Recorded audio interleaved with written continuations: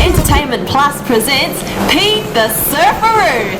Hi, and welcome to Pete the Surfaroo. Ready for another great adventure and fun time? I'm Kim, your MC. What you are about to see is a real true blue Australian family viewing visual series with interviews, fun-packed, light-hearted humour, learning experiences, and it's all for the laughs. Unbelievable interviews and stories, spills, energy, and adrenaline pumping, featuring sports, celebs, health, renos, competitions, great locations, heaps of nature and wildlife, special events, and heaps more, featuring special guest MC, Sean, and your host, Pete the Surfaroo. Join Pete with top sports events from around the world on Surfaroo Sports.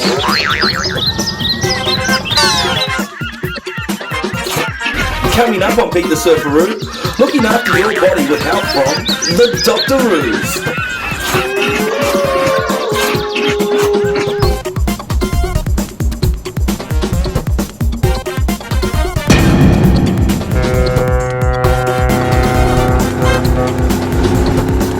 Coming up next, join Pete on Surfaroo Sports.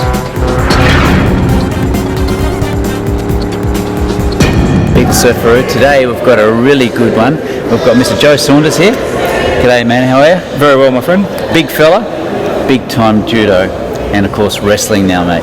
Now tell me about your past and how you actually got into wrestling. Well, actually, I started wrestling myself when I was 15, amateur wrestling, freestyling Greco-Roman, and then moved into the world of judo. Was lucky enough to win a couple of national titles in judo and represent Australia. And then late last year got involved in sumo, and am now just competing at the Oceania Sumo Championships, representing Australia here. And everything's going well. I end up with a silver in the middleweight, silver in the open weight, and bronze in the team competition today. So, no, you did really well. Congratulations on that. thank you very much. Now, what's it look like going overseas? Where are the world champions? Are they Japan, of course, or? Well, yeah, Japan and Russia dominate the sport, and Romania, Bulgaria, those countries are very strong. Right. At the moment, we have the World Games in Taiwan coming up in July. A couple of our athletes are going there. And we did have the World Championships in Egypt, but they've just been cancelled due to swine flu, so Yeah, that's bad. we have to wait till next year for that. But internationally, Japan is obviously the strong country because they have people that start from a very young age. But now we have sumo clubs in Australia, and we're trying to get young ones in. We're trying to get kids in, and anyone with any sort of athletic background, or even if you don't, trying to get people in and come train and come learn how to do it. It's great fun. Now, about the health side of things, because they've got to have size. Now, naturally, they think straight away size, rubbish food, high cholesterol, heart attacks and all that sort of stuff. Is that associated with wrestling, or is it all healthy food to get you that way? Well, in amateur sumo, we actually have weight divisions. So we have lightweight, middleweight, and heavyweight. Right. So everyone of every size can compete. But even the heavyweights, we're talking the serious athletes. Yes. They get that way deliberately, but not through junk food. It's just through sheer quantity of protein and healthy fats and carbohydrates. So even in Japan, when you've got athletes at 170, 180 kilograms, they're very fit. They can move. They have good cardiovascular fitness, and over 110, 120 kilograms of that is muscle. Right. And they're actually very fit people, very flexible. And you find a lot of them, as soon as they retire, actually drop down to about normal size of about 90 kilos. So it doesn't actually mean if we get these big people that are obese, they can actually say that they're wrestlers. Well, because these people that are wrestlers actually train hard for what they do. That's exactly right. You can't just be fat and expect to win, because the guys that are in the heavier weight classes, they're very, very strong. They train very, very hard, sometimes up to 7 or 8 hours a day in training, because it's their full-time job. So there is a lot more to it than just being big. Yeah. So take notice out there. If you see anyone that's oversized, don't give any cheek to them, because you never know. They could be some wrestlers. Could be. And that could be the last time you say something to them. It could be. Mate, it was a pleasure talking to you. My pleasure, is it? And we'll see you next time. Thanks, buddy. Guys, we're back again, and we've got another big fella here, Mr. Drew Wicks. How are you, buddy? Good, mate. Good. Another big-time wrestler. Now, mate, you haven't been in the wrestling field that long. No, I've only started maybe 8 months ago. Before that, I played rugby league, rugby union, but I can't play that because I've got a torn ACL. So went to wrestling instead, and sumo come up. So yeah, Mate, and you've been doing pretty good since you've been in it, eh? yeah. I won silver at the Southern Cross Sumo Open back in February. I won bronze today for heavyweight, and we also won bronze in the team event. Mate, congratulations on all those Very wins, much. mate. Now, we've been looking at some of the footage out there of you guys fighting. Can you go through the rules a little bit and tell me about how do we start wrestling? What are the out of bounds, and how do the rules work? There's not many rules at all. Basically, you can't hit with a closed fist. Right. You hit with an open fist, which still obviously hurts a lot. Yep. And you're supposed to go to the chest before the face, but it happens so fast that people don't even really realise and Yep. get away with a lot. Basically, other than that, you can't grab the knot on the back of the belt. And only two ways to win is to either knock them out of the circle or make them touch the ground with anything other than the soles of their feet. Rules are pretty simple, basically. Yeah. They're pretty simple. And do we ever get any injuries? Very rare. I got a bit of a shiner You coming got a bit up. of a bruiser, mate? Yeah, I headbutted a Kiwi. Wasn't the way to go. But yeah, very rarely. We haven't had too many major injuries so far. And I was talking before about the Japanese and the Russians being the main the one in the teams. But what about the Islanders and New Zealanders? Because they're all built massive, aren't they? Yeah, supposed to be strong wrestlers. I think the first foreigner to reach Yokozuna level, which is top level in Japan, was actually Samoan-born Hawaiian. Right. And so they have a fairly large heritage in it. The Andrew you've seen today, Andrew Pereira. Yes. He's been wrestling for quite some years, so he's a bit of a veteran in the sport. Yeah, mate. So we've got it's a big sport building up. Yes, they're looking to try and push it to be Olympic sport. Wow, that sounds good. That's- We'll keep our fingers crossed Yep. because it's a great sport out there, mate. It's a pleasure talking to you. You too. And good luck in the future with your wrestling, mate. Thank you very much. Cool. Have a good one. Whereabouts you guys from in New Zealand? Palmerston North. Wellington, Auckland. And you guys have been competing for how long already now? Oh, we've only been doing it about 3 months. 3 months between us. 3 years. Yeah, sumo's a lot of lower body strength. You do use your arms, but your strength is in keeping low and trying to power the other person out or off balance. I don't know a lot about like Olympic wrestling, but I tend to see a lot more use of the upper body and the shoulders in that. So what weight were you in, big fella? Heavyweight. Heavyweight, yeah. Yeah, What's so it's heavyweight? How big many boys. kilos is that? 115 and up. 115 kilos and up. Mate, that's big time. Yeah, so lightweight's 85 and down, and I'm middleweight, which is 85 to 115. Sounds good, guys. Well, congratulations, guys, on all your medals. Thank you very much. Very much. And maybe big time overseas in Japan. Yeah, maybe in the future. Thanks, guys. Cheers, mate. Adam, Thank how you. are you, buddy? Good. Now, Adam's got a really original form of art here. It's called Bushi Jiu-Jitsu. Bushi-jitsu, close enough. Got it close. Now, mate, do you want to take the viewers through and tell us actually what we're looking at, what you guys are doing? Okay. So what we do is we train in the hand-to-hand arts for base, and then from there we look at the art forms that the samurai foot soldiers, Ashigaru, and the Iku, the rebel soldiers, would have learnt in ancient Japan. Okay. So as opposed to most of the modern ones these days, we look more at the field weapons. Like for example, I've got the musket and bayonet here. The girls have got the larger field weapons, things like that. We've also got the archery as part of our form as well. Now, you guys tour around Australia doing these shows? Yes, we do. Yeah, definitely. Next show is in Sydney. Right. So we'll be heading there next month. And how long have you been doing this together?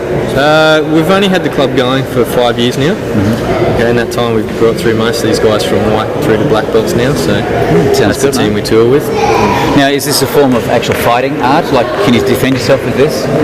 Yes, as I said earlier, we do have the hand-to-hand arts, but as you progress through the style, it's more weapons arts as well. So it's primarily based on staying alive. So I guess that works in Sounds good. self-defense. Do you find a lot of women, girls, getting into the sport now? Yeah, absolutely. Most of our team, we've got a team of 7. There's only 2 males on it. No, that's good. Good for the boys. Yeah, sounds good.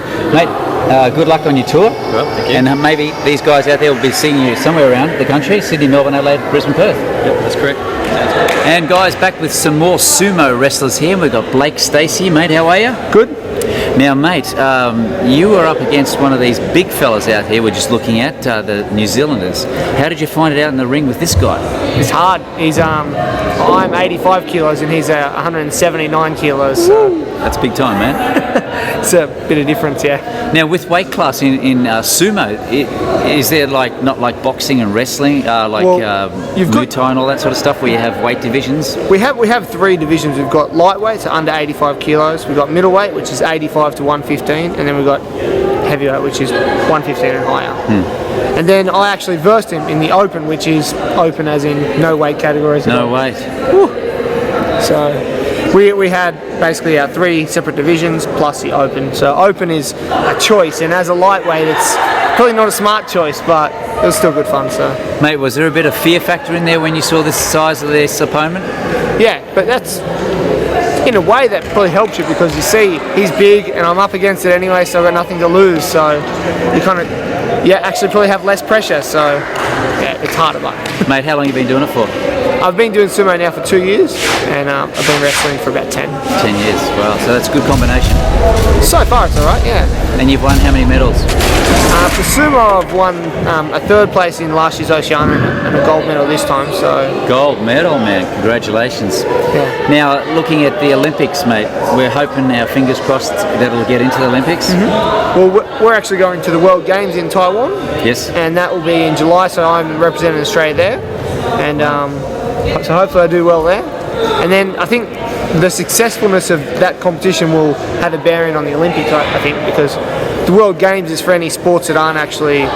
It's run by the IOC, like the Olympic Committee, but it's not Olympic sports yet. Mate, all the best. No worries. Pleasure talking to you, mate. Thanks a lot. Hello, my name is Akebono. I'm from Tokyo, Japan. I was a former retired grand champion from sumo.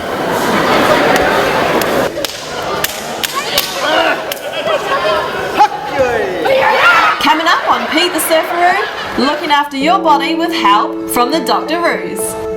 Mrs. Conrad is half asleep, but I'm just explaining to you what's going on.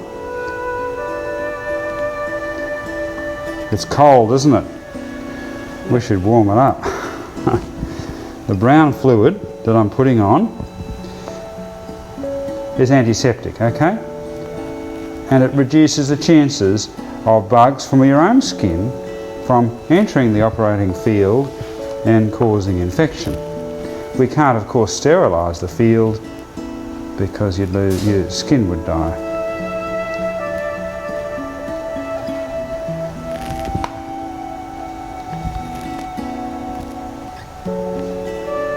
We need to dry this on the outside so that it sticks on properly when I put the drape on.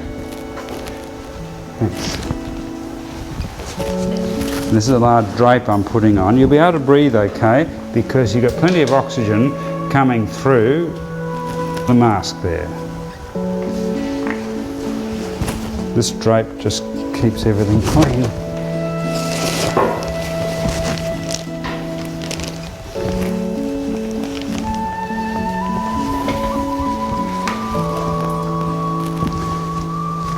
Now I'm just making a little opening here in the plastic so that we can access your eye. And when I fold this back with a little speculum, it'll keep the eyelashes out of the way too. So we've got to try and keep hair out of this exercise. And those people who are afflicted with hair have to wear hats, otherwise their bugs will get into the sight. Of course, I don't have to wear a hat.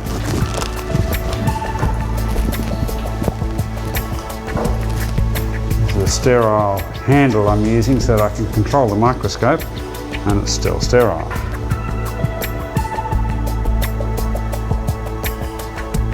Martin, would you mind bringing the table up a little bit higher, at 5 centimetres?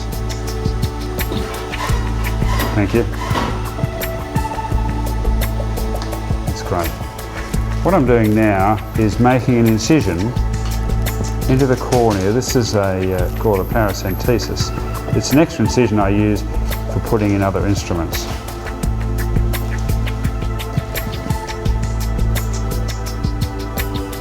This doesn't hurt Mrs. Conrad because we put plenty of local anaesthetic drops in. This is the main incision here that I'll be using to remove the lens. I'm injecting some local anaesthetic here for lidocaine. This will anaesthetise the eye on the inside.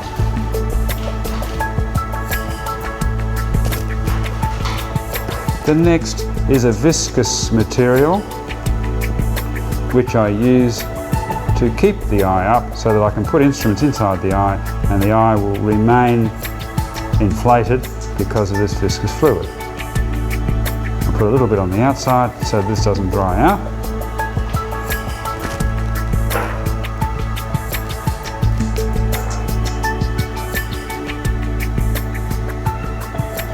Just wetting that because if it gets dry I can't see properly.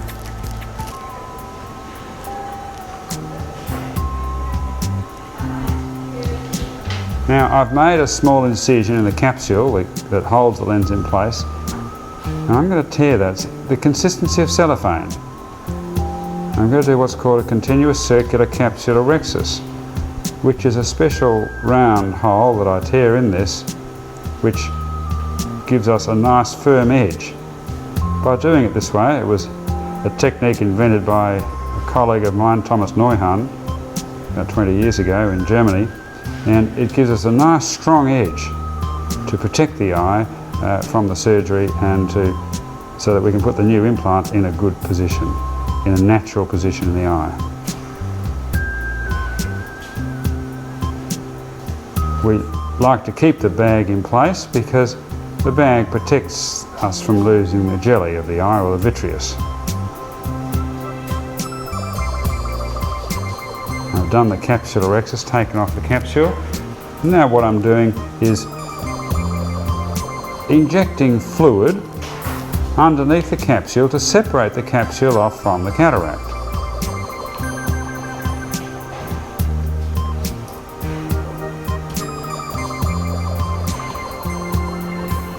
How are you feeling, Mrs. Conrad? You feeling okay? Because everything's going very well. This is under local anaesthetic, but Mrs. Conrad is half asleep. This machine that I've just brought in here is called a phacoemulsifier. It has it's a needle at the end which is oscillating at an ultrasonic frequency to fragment the lens into small pieces, and then they're sucked up through the lumen. The eye doesn't collapse because we've got a balanced salt solution coming through to replace the fluid that I removed. Going to make some adjustments to the head here.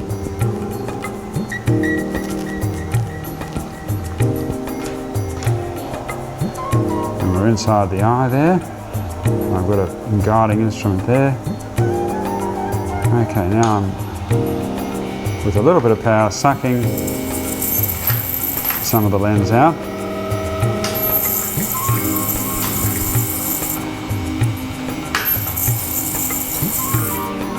And we're dividing the lens in half. Now I'll rotate the lens.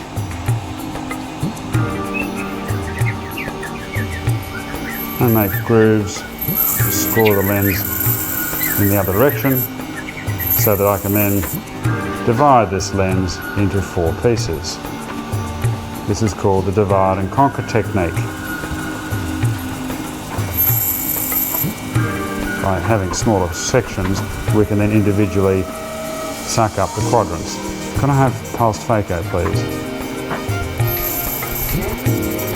This increases the suction and reduces the power required to remove the sections, the quadrants of the cataract. There's one quadrant gone. And repair the other one. Removing the second quadrant now.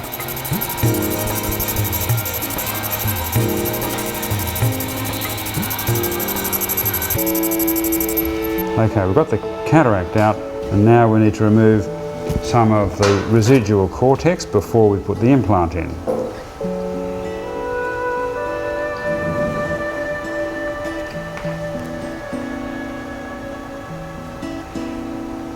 Thanks.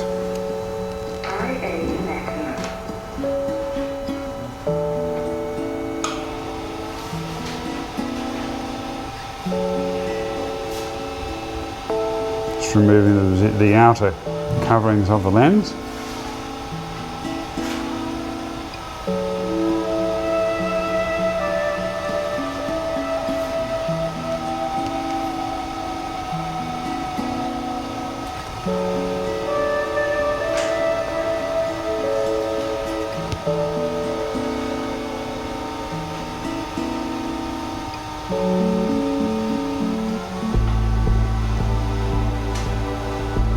Okay, removed all that. Now it's time to put a little bit of viscoelastic in to prepare the eye for the implant. We've opened up the capsule. The implant is rolled up inside this sleeve, which I will then put in the eye.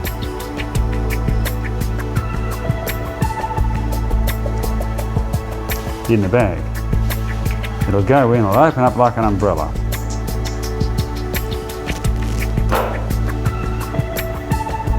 What I'm doing now is removing the viscoelastic I put in and guiding the haptics, or the little legs of this lens, into the correct position. And removing any residual cortex. And that lens is in good position. The operation's over, apart from giving an injection of antibiotic to reduce the risk of infection. This stings a little bit, Mrs. Conrad, and it's the end of the operation. You're doing just fine. Good. That's all over. Alles fertig. Alles in Ordnung. So we'll take the drape off now.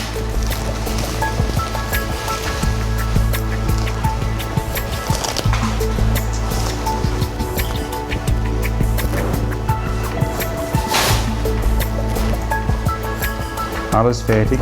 Sind Sie bequem? Ja, gut.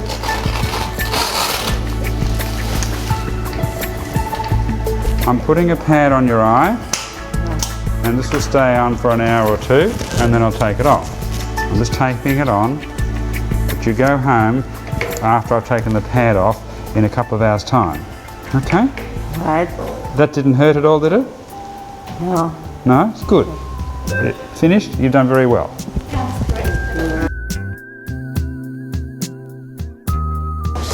Mrs. Conrad, I'm just going to take your pad off, okay? The operation went really well. Do you remember very much at all? No. No? Nothing. That's why I'm asking you. Is it finished? That's the wonderful thing about sedation. It means you don't remember very much. Yeah. You're half asleep, but in fact it's not a full anaesthetic. Horrific. Okay. Now, you see my hand moving there? Yeah. Good. How many fingers? 2. 2? That's Yeah. good. That's healing really well.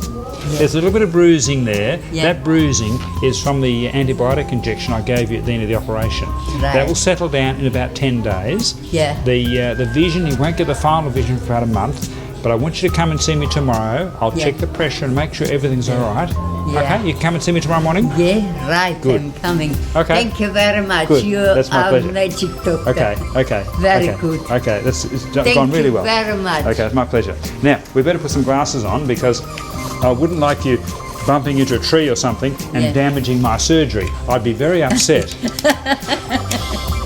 Now, these are Christian Dior glasses Yeah. that we use. Okay, how's that? Okay. Fish. Fish. Yeah. Sehr fish. Right. Okay. Okay, thank you. That's my doctor. pleasure. Okay. It's that time again to say goodbye from Pete the Surfaroo and his team. I'm Kim, your MC. Keep it G. I'm Sean, your MC. Till we meet again. Bye.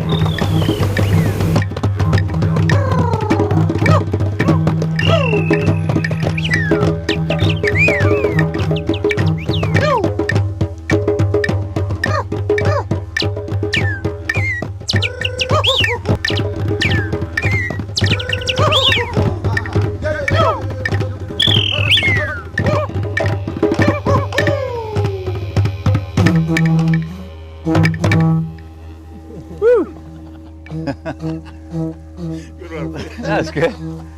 Thanks, guys. Thank you. Mate, that was unreal.